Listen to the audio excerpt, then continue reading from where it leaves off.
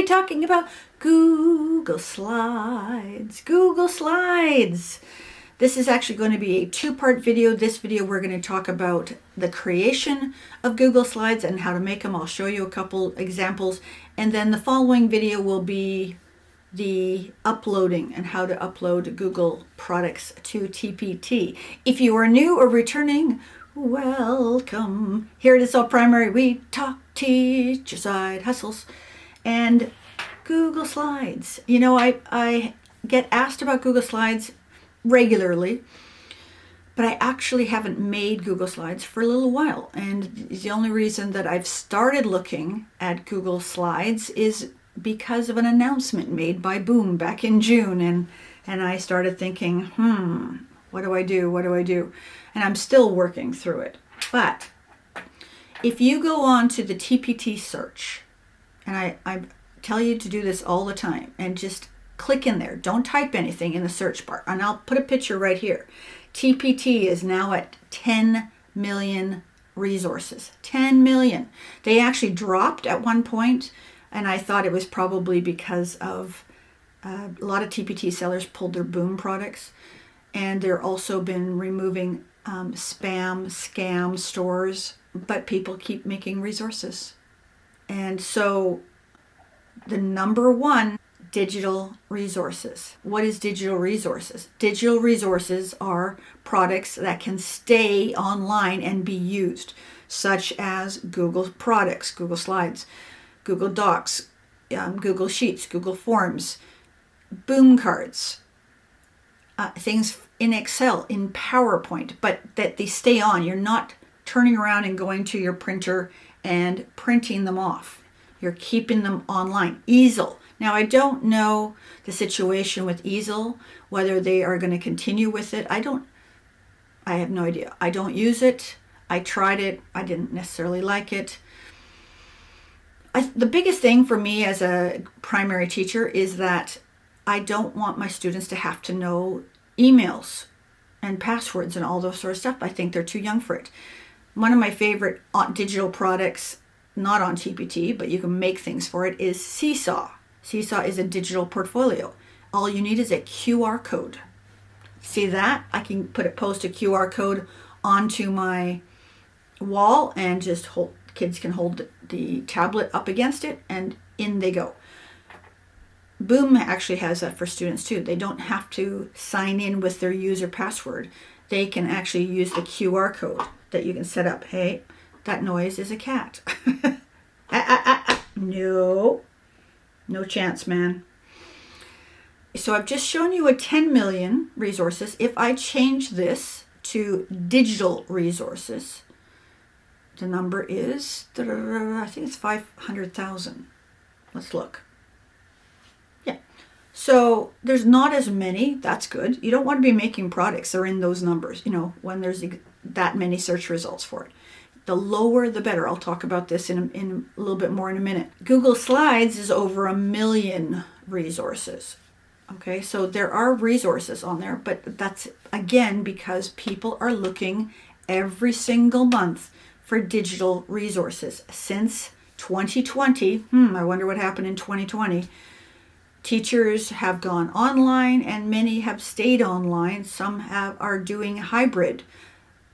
I do a little. I don't do a lot. Again, I don't want my kids on the tablets too long. But anyways, let me know down below in the comments if you use digital products in your classroom.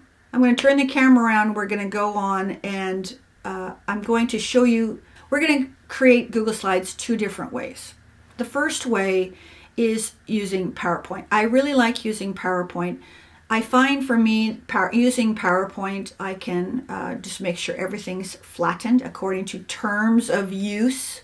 Terms of use is really important when you're putting clip art and fonts that are not belonging to you. Now, you can't directly use paid fonts such as KG fonts or APL, but there's ways of getting around that. And one of them is using a PowerPoint so that you can just upload it. But I'll show you that, and then I'll show you how to just create straight into Google Slides, okay? So let's turn the camera around and let's just do it. This is the top right corner of my Gmail, and this waffle is where I got this image right here. So I just clicked on here, right? And then Google Drive is at the top. You can actually arrange these any way you want. Hold on, I have a cat in my in front of my screen. I can't see. Google has lots of products. You can see the individual slides right here. So either one, if you want to set up a free website, you can go to Blogger right there, Google Keep, Google Classroom, which we'll talk about in a future video. But I usually just go to my Drive.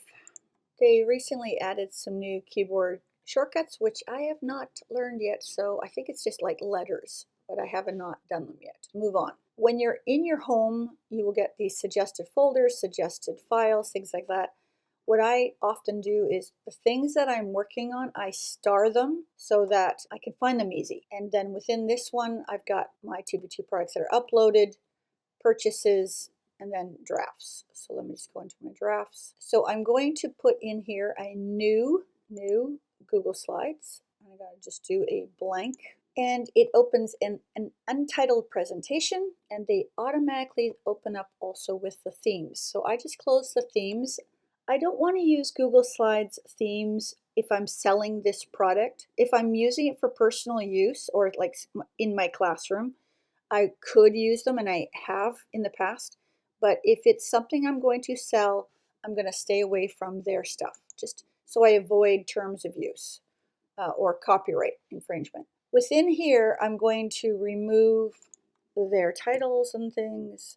Now, I have made a video, I think it's 2 or 3, might even be 4 years old, on Google Slides, which I will put a link to here. And in that video, I make one from scratch.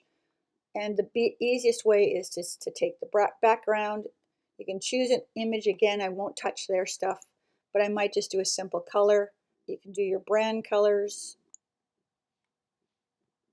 And then I will add a rectangle.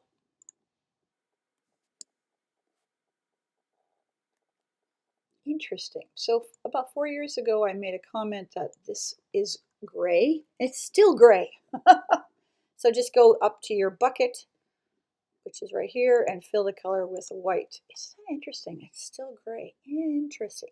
Now, this shape is incorrect. The best slide size to use when you are creating slides for sell is format. Oops, wrong format. I'm going to go to design page setup. So this is widescreen. I'm going to change it to 4:3, which is standard. And how this works, why this one works really nice is it is also compatible with Boom Cards and PowerPoint. They are almost all the same size. If I decide I want to print this, then I can change that page size in File, Page Setup, to Custom, and then I could put in 8.5 by 11 here, and then it'd be easy to print it off. This would be a very nice selling feature. So you could actually create a set of slides for online, make digital, and then you could add a printable component. And so you could take those same slides if you wanted to, copy them, and make them an 8.5 by 11, and then just jig everything so it fits, okay? So here is just a basic template for myself. If I choose to add an image, so let me just insert an image. So I'll take one of my clip arts that I've purchased. So as you can see, this is a clip art giraffe from EduClips, but when I put it in here, it can be moved. And you don't want to have images that are movable. First of all, that means someone can take this and it goes against the clip art artist terms of use. So in order to add a image that will stay flattened on the resource, what I need to do is I got to go up to Slides and go to Edit Theme. And so you can see the blue and white is in here. I actually did this prior, and I can add it, the image here. So if I go to Insert, Image, Upload, giraffe, and I'm going to put it down here. Oops, that's exactly what I wanted. I wanted it flipped. So that when I go back into this here, I can't touch it. And that's what I want. I don't want kids to be able to move the images.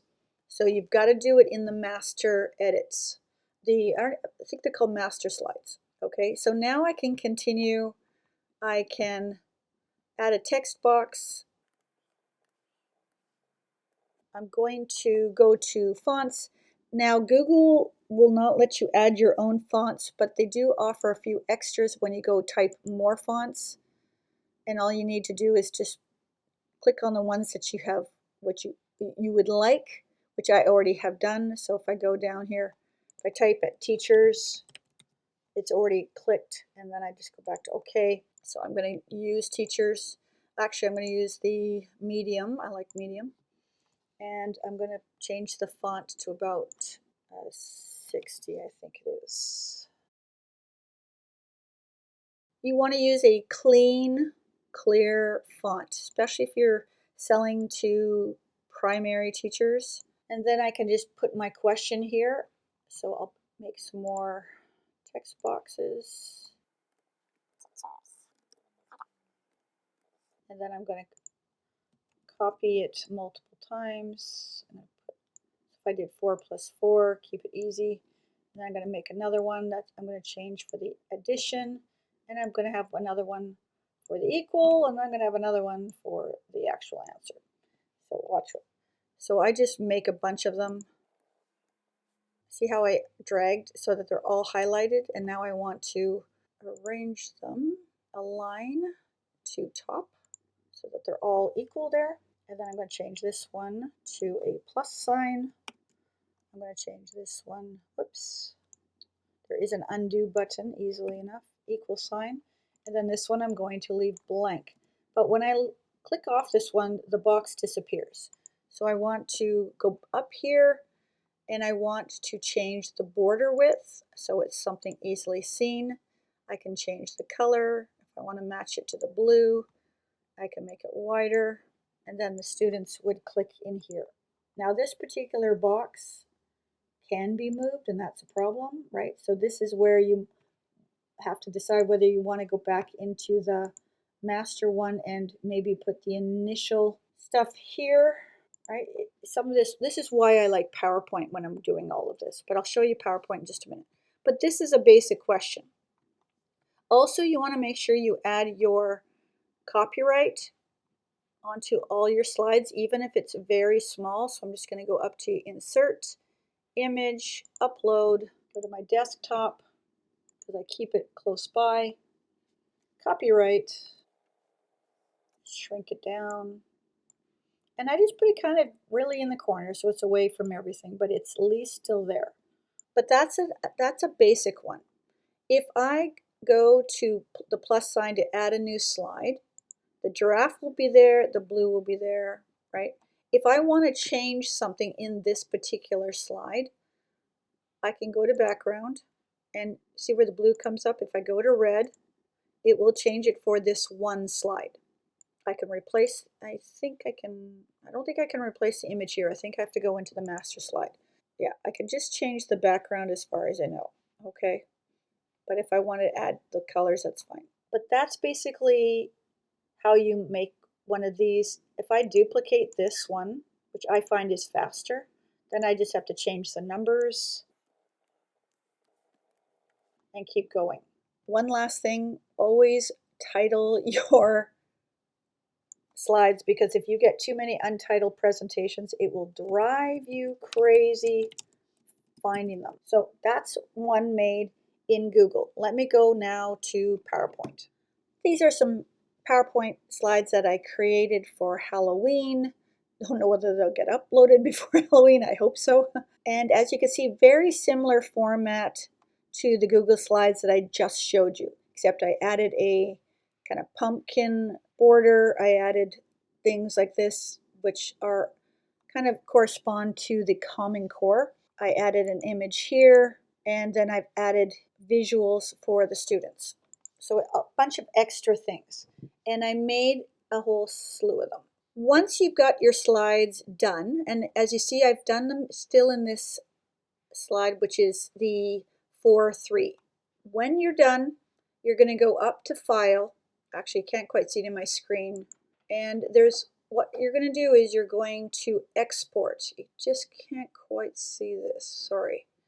It says EXPORT, export. And what I'm going to do is, and I've already created them, but it's addition to 10 pumpkins. It's showing that because the file format down here is PDF, but I don't want PDF. I'm going to type the word draft here.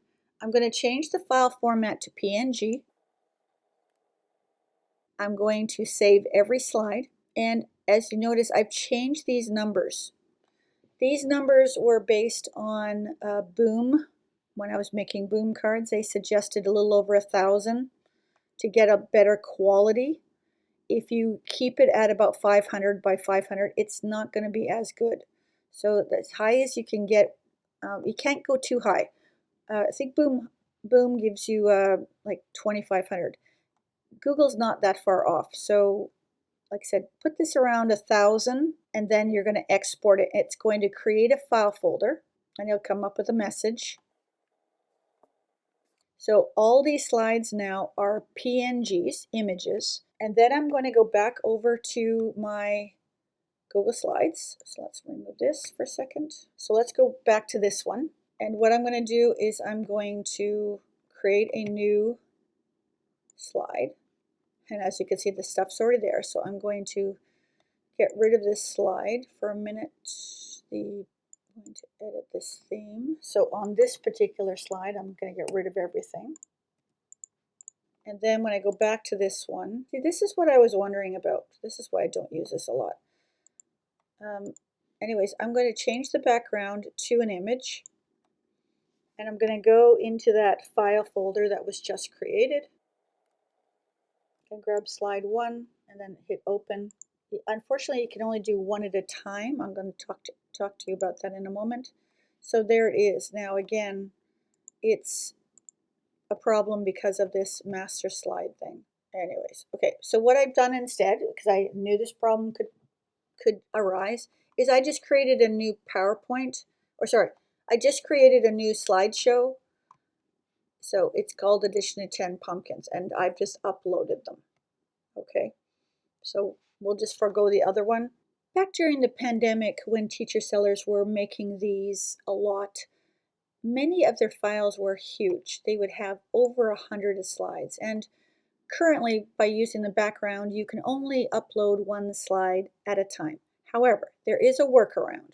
If you go to extensions, go to add-ons, get an add-on. There is an extension called Slides Toolbox. With this extension, which is free, you can upload multiple slides at a time. As you can see, it's had over 3 million downloads. So you might be asking me, Lorianne, why have you not installed this? And let me show you really quickly why I have not. If you go to permissions, by me accepting this or installing this extension, I am giving this company access to everything in my drive, and they say here that they can see, edit, create, and delete all of my Google Docs. They can see, edit, create, and delete specific Google Drive files, see and download all my Google Drive files, see, edit, create, and delete all my Google Slides. I'm really not happy with this. This was the same message I saw 2 years ago or 3 years ago when I started making Google Slides. It has not changed. So I have, in fact, reached out to a Google expert, and she loves this extension. And I'm just going to ask her to talk me through this because it does take a long time to upload one at a time. And this is what many sellers swear by, but I just am not comfortable with this information right here. Let me know in the comments below if you use this extension, if you've had any problems with it. So here are the slides. and they come in looking pretty good. And the only thing I needed to add was that text box. See, so there was one this is the one I created in the PowerPoint, and I just added this one so that students could type into it. And that's all I needed to do. So my copyright's down there. I've got my images. This gives the students visuals. The only thing, and there is one other thing that I didn't do, is create some sort of next box so that when they finish. I do have a video on creating that next box and things, making them a little bit more interactive, which you can check out. But basically that is how you make Google Slides. Some teachers love making Google Slides. My thing with Google Slides has always been I want them to be even more interactive.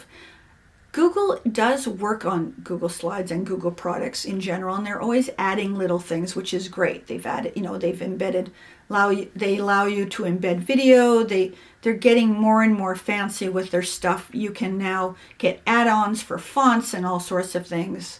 And the great thing about Google Slides is you can export things. You can export it as a PowerPoint.